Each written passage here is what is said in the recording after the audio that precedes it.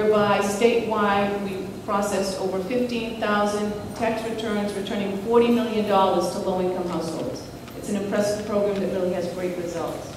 Last fall, we commissioned a report by Mass Budget regarding the state of poverty, an important fact for you all to know. One, that poverty in Massachusetts is at the highest it's been since 1960, unfortunately.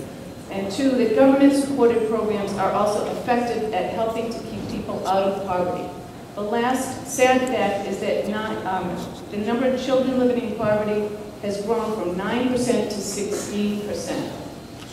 Specifically, I would ask you to support 3 programs. LIHE, and the language moves it from forward funding to a line item in the budget as a supplement. The Head Start 9C cuts reinstated, and lastly, the 9C cuts reinstated for Youth Works, the summer jobs program. Thank you. Thank you. Are you still here, Chris Horton? Chris Horton, I think you signed up twice. So we're going to jump to the next one, which is Mike Kennedy. After Brian Moss. Hi, my name is Brian Moss. I live in Shrewsbury, Massachusetts. I'm a concerned parent. I'm here with my wife, Sharon Moss. I'm here to speak in favor of mandatory GMO labeling. I'm here because I believe that the citizens of Massachusetts have the right to know if there are genetically engineered ingredients in their food. I'm here because my wife believes that the citizens of Massachusetts have the right to know if genetically engineered ingredients are in their food. And probably more importantly, I'm here because my 11-year-old daughter and my 7-year-old son both believe that the citizens of Massachusetts have the right to know if genetically engineered food ingredients is in their food. 64 countries either label and or ban genetically modified foods across the world. So I ask, why not Massachusetts? And I also was watching a Commonwealth Connections YouTube video, and the reason we're here tonight is because it really touched us when Senator Rosenberg had mentioned that he wants to, hear our ideas when we talk about at the dinner table, and we, as a family, talk every night about genetically modified foods. That reminds me of a quote by Abraham Lincoln, and I'll paraphrase it in that he said, with public sentiment is everything. With it, anything can be accomplished. Without it, nothing. And the polls show that 90%, over 90% of people are in favor of labeling genetically modified foods. So I hope you take that in consideration and listen to the voice of the people, the public sentiment, when you're considering this. Thank you very much. The second, you have it. Okay. Microphone. All right. Thank you, everybody, for coming down. Just some new folks I saw less than 2 weeks ago at Easter Sales. So once again, it's great to see you. Again, I'm Mike Kennedy. I'm from Millbury, Mass, in the Willeside District. And I'm here to represent Center for Living and Working. We're located right in downtown Worcester. Our mission really is to enable people with disabilities to live as independently in the community as possible.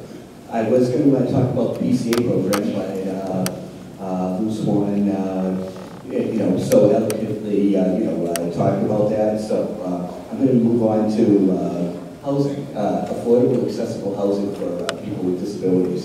The number one piece a person with a disability needs to live in the community is housing. Unfortunately, it's very hard to come by. So one of the campaigns that we have and I talked about it a couple Fridays ago was the alternative housing voucher program. Back in 1995, we actually had 800 of these vouchers available for people with disabilities. And for people who don't know what the alternative housing vouchers are, they're basically mobile, subsidies that are available for people that are under 60. Today, there's only 420 of these vouchers available. So we would, we're just trying to get the number of vouchers back up to the 95 levels of 800. Subsidized housing like this enables, keeps people out of shelters and out of institutions like nursing homes. And we have some waivers out there such as, yep, okay, money falls a person. Thank you very much. The next person is Terry Kelly. Terry still here? Terry? Yes. And Steve Hemmon. Steve Hemmon still here? Okay, thank you. Terry first, then Steve Hemmon.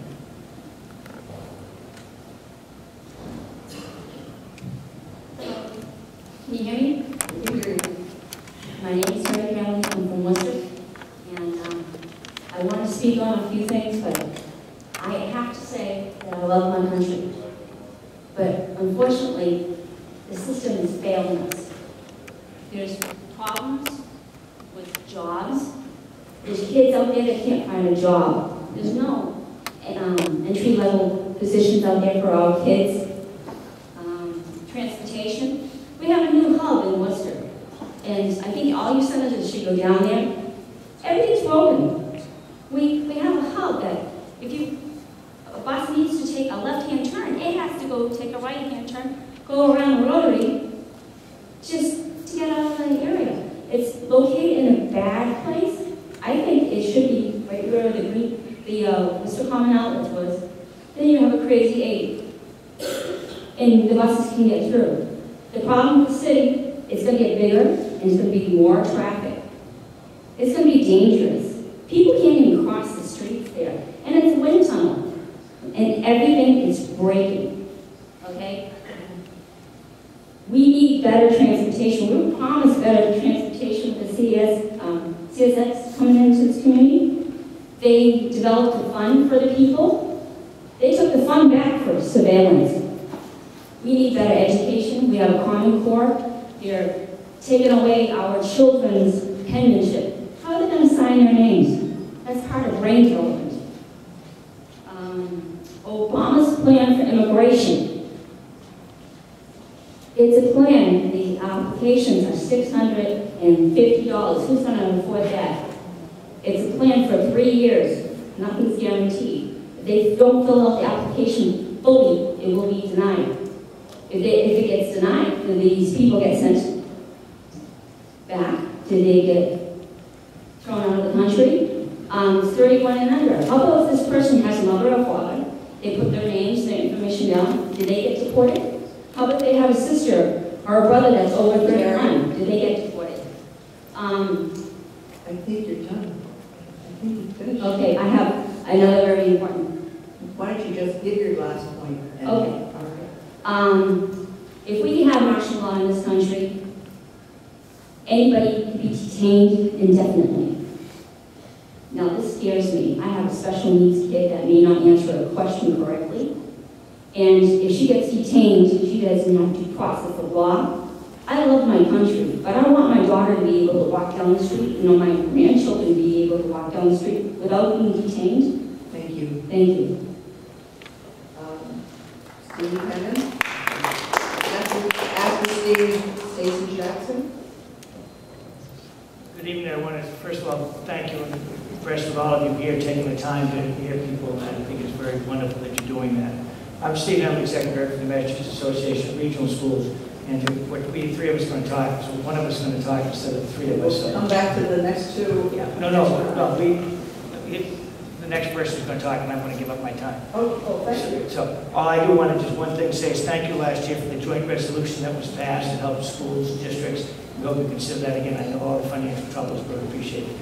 Stacey Jackson will speak on behalf of the 3 of us concerning the minimal local contributions that certain regional schools will face. Stacey. Hi, I'm Stacey Jackson. I'm a school committee representative from Colton, and I'm here with Julie Kelly, also a school committee representative from Rutland. And we're so appreciative that the legislature has passed a commission for the Foundation Review Commission to look at educational funding. And it's an area that's so needed, and it's an area that I think most people will agree is very low. However, we think it's very important to also look at the minimum local contribution that is mandated for each town. When we look at how much each town has to pay, what we're finding is that we're unfairly burdening some of our towns. In April 2005, a report was issued titled Local and State Funding for Public Schools, and in it, it specifically says the formula should not impose annual increases that surpass Proposition 2.5 capacity.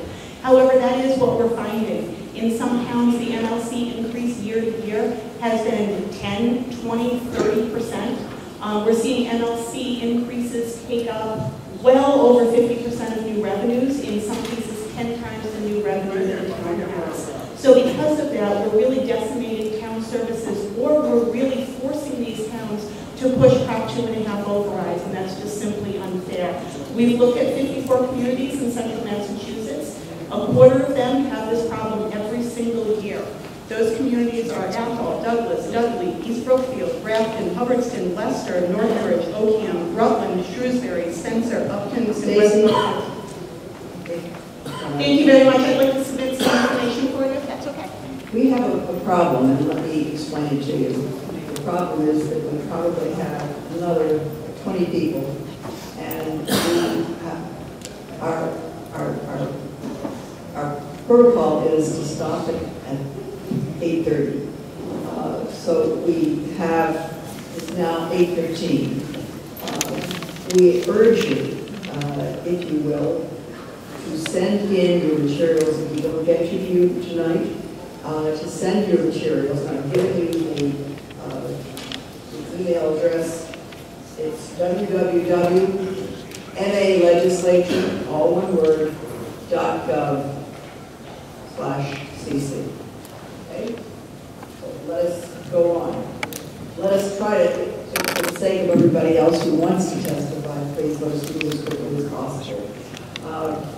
Robert Ingber, and after Robert, Michelle Willette, and after Michelle Willette, Darryl McCall. Hi, thanks for coming to Central Massachusetts. Bob Ingber from Princeton. I'm also Vice Chair of the Wachusett Regional School District. I'm going to ask you please to rescind the 9C cuts. They devastate our budget. It's $1 million approximately out of our budget that we had planned for. We fought hard to get our budget passed in the first place. It's not icing on our budget. As it is, in terms of per pupil spending, we are 10th in the state out of the 290-something school districts. We are second by about $35,000 of the regional school districts. We are desperately hurting. These are the books we're using. Some of these are from 1985, some of them are from 2000. I have pictures here of computers with floppy drives. We are hurting badly. There are tremendous disparities between the towns, as Stacy talked about, but we desperately need that money put back. It's a real part of our budget. We can't make it up. We're not individuals who go out and get a second job, and that has real meaning to us. So thank you very much. Thank you very much. Michelle Willette. Hello, thank you. Yeah, I'm nervous. I'm here, I don't have statistics, I'm here on a personal level. I'm a survivor of domestic violence, and there are hardly any shelters in the state of Massachusetts. They are full. And when you don't have a place to go, DCF takes your kid. And I had, for 3 months, just found a job today. And now I have to save up first, last, and security just so I can get my kid back. I did not commit a crime. I never hurt him. He's 7 months old. And it's left all on me. There is no help. I have a therapist. I go to places, I fall in the cracks because I don't have my child with me.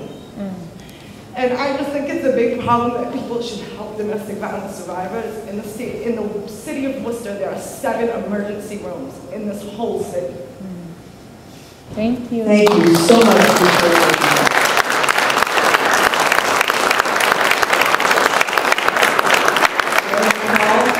Darryl here? All right. Carla Rodriguez, David White. Good evening, and thank you so much for coming. I'm Carla Rodriguez. I live in 140 Grand Street, so Senator Michael Moore, I'm your constituent.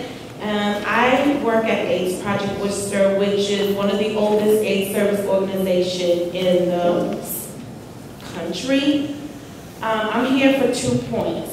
One, we were just at the State House on February the 5th to ask for an additional $3 million to put on line item 45120103. This $3 million would go into prevention for new HIV and hepatitis C infection, which is affecting a lot of the Central Mass population. It would go into the prevention and education, the Narcan, and prevent the reversals with the ODs that are happening in the Central Mass area. That's the one point. The second point is to talk about the light road dystrophy bill that was denied. I just want to talk about a personal client. This man has isolated himself. He no longer engages in any services. The importance of you all supporting the bill is because insurance companies have denied medical treatment. It's discriminatory, and it's affecting the health of men and women that have to take HIV medication. And these are the HIV meds from years ago, and these are long-term survivors. I'm going to leave with you all just one picture of someone with a massive hump on their back, and they have to live with this because Mass Health or private insurance companies are not supporting this bill, and we're just asking that you all support this bill as well. I'm going to ask a favor. I think we got to do this and try to be as fair as we can. If someone else has spoken and said what you would like to say, if you would forego your place, and if we can get to people who haven't spoken on any subject that has already been heard tonight. Is that all right with you?